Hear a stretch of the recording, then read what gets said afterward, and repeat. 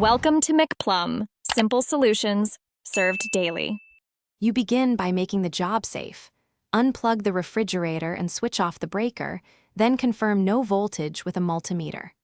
Once done, pull the unit out on cardboard to protect flooring and empty the lower freezer area so you can access the compressor panel. You should already have the replacement compressor, oil, new gaskets, and the correct wrench drivers. This avoids delays. You'll remove the rear service panel now. Loosen screws and set the panel aside to expose the compressor and tubing. You must recover refrigerant first with a certified recovery machine. Do not vent. After recovery, disconnect the wiring harness and label each connector so reassembly is foolproof.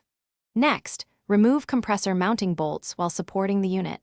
Once loose, carefully cut the suction and discharge lines with a tubing cutter, leaving enough stub for brazing.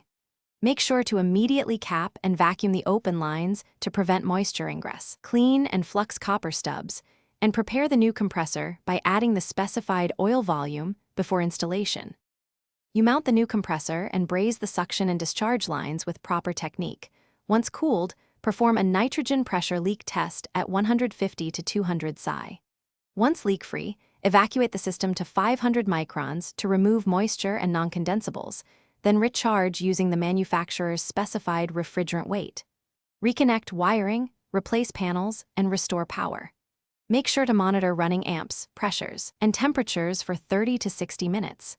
If the compressor fails to start, check start relay wiring and measure line voltage. A bad relay is a common fault. Thanks for watching. Stay juicy and subscribe.